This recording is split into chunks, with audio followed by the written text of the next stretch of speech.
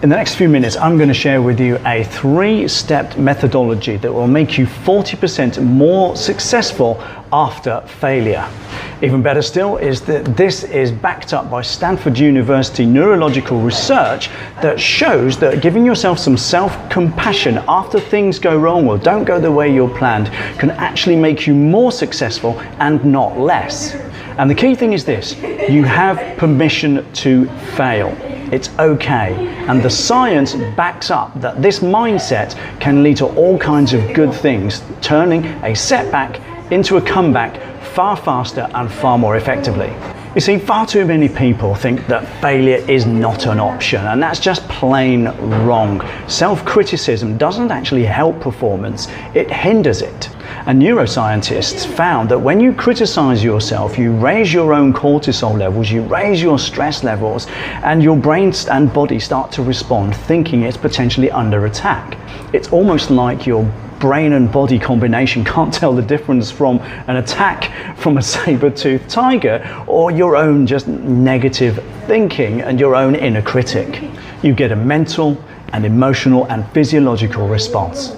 Even worse is that this stress response makes you less capable of learning and responding more effectively than it does more.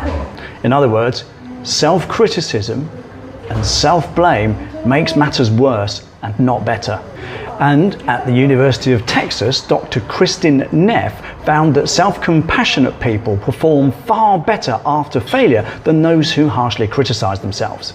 She found that acting with self-compassion activates your ventromedial prefrontal cortex, which is your brain's wise mentor area. Think of it like switching from a screaming trainer to a supportive personal coach. Even more so, research has found that athletes who give themselves self-compassion and treat themselves with kindness after failure or underperform recover emotionally far better than those who give themselves a hard time. Their nervous system literally bounces back much faster. Now, this is called vagus reactivity and basically means that they heal faster emotionally. But there's also plenty of reason to stop giving yourself a hard time. After all, we're only human. Even Billy Joel in his song, which I highly recommend, I'll put a link to it below, said that you're only human.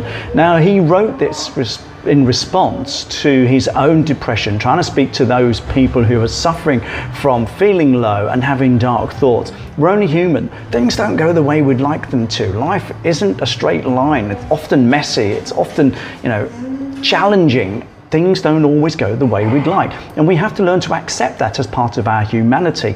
And those who say that failure isn't an option completely and totally overlook this from a human perspective. Nobody is perfect. We all make mistakes, things go wrong.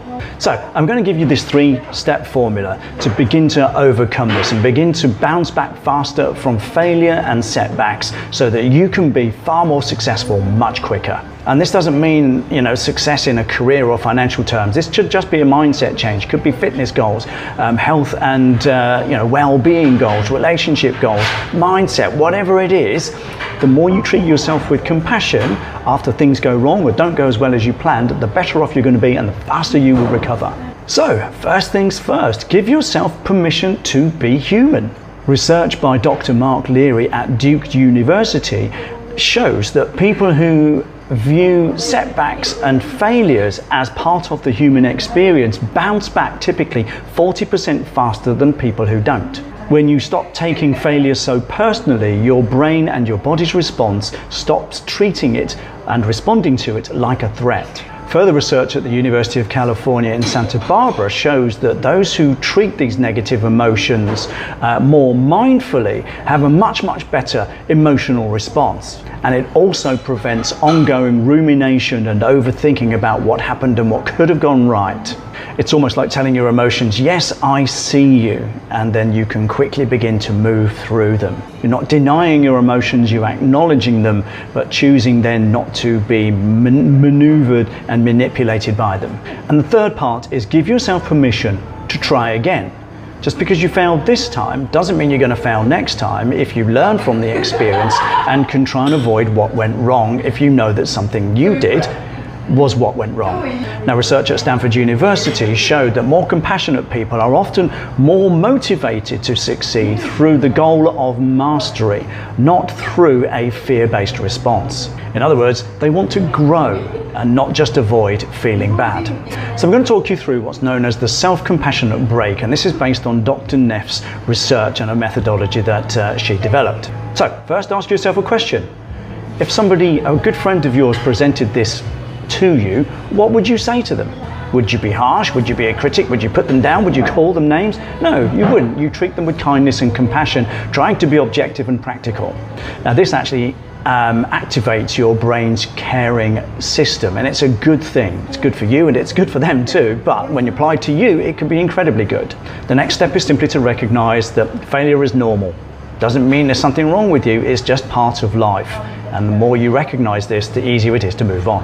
And research by Dr. Paul Gilbert shows that this is a great way of avoiding negative spirals. And finally, make the commitment to try again and keep going. Don't let failure completely stop you in your tracks from making an effort and keeping on trying. All success in pretty much everything is up and down. It's never ever a straight line. And to assume that life's going to be that way is just foolish at best. And the more you can acknowledge this, it will activate your prefrontal cortex and will enable you to make better decisions going forward. So, to cap it all off, self-criticism is self-sabotage. It puts your body into survival mode, your cortisol levels go up, your fight, flight or freeze responses go up, and it doesn't enable you to move, it doesn't enable you to make proper decisions. And when you move into self-compassion, you then move into growth mode, and all growth is a case of being kind to yourself. It's not about giving yourself a hard time, because like I said, it holds you back. Move into self-compassion, self-kindness, and you will grow. You'll be able to think more objectively and clearly, you'll be able to make more decisions more effectively, and you will be able to move forward. So, as the Billy Joel says, you know, you're only human, and you've got a second wind, which is tomorrow, where you can try again, and the science actually backs this up. Ultimately, giving yourself permission to fail is giving you permission to succeed.